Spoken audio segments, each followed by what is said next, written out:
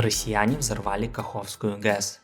Скорее всего, это означает, что украинское наступление таки началось, и россияне таким образом обезопасили себе фланги на определенное время. Подрыв плотины делает крайне сложным форсирование Днепра, как ниже, так и выше по течению. Ниже, очевидно, происходит затопление. Река становится шире и затапливает подготовленные позиции для осуществления форсирования. Выше река отступает, но грунт оголившегося берега остается влажным и неприходимым для продвижения техники продолжительное время, что к тому же усложняет использование водного транспорта.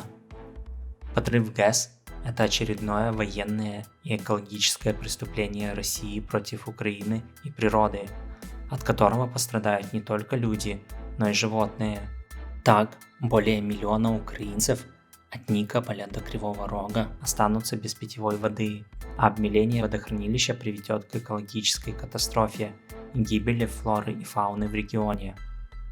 Но в то же время это отчаянный шаг со стороны россиян, который выиграет им время лишь в краткосрочной перспективе, а со временем ситуация для них только ухудшится, так как на самом деле мест для возможного форсирования станет больше. К тому же россияне сами отрубили воду в Крым, ведь уменьшение уровня воды в Каховском водохранилище не позволит заполнять Северокрымский канал. Воздух. Россияне продолжают пытаться наносить удар Украине с использованием ракет и дронов «Камикадзе». Сегодня ночью сообщается о пуске 35 крылатых ракет типа Х-101 с бомбардировщиков Ту-95.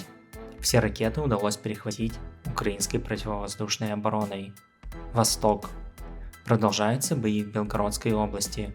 Сообщается, что город Новая Талважанка контролируется силами русского добровольческого корпуса и легионом Свободной России. По линии Сватово-Кременная бои идут в районе Масютовки и Новосельского. На правом берегу Северского Донца идут бои западнее от Белогоровки. В районе Бахмута украинский генштаб сообщает о продвижении украинских войск по флангам города. Движение составляет от 200 до 1600 метров на северном фланге в районе Орехово-Васильевки и от 100 до 700 метров в южном фланге в районе Клещеевки. Но, разумеется, говорить о каком-либо окружении или даже полуокружении тут не приходится. В районе Авдеевки также идут бои, но каких-то движений ни с одной из сторон замечено не было, как и в руинах Марьинки.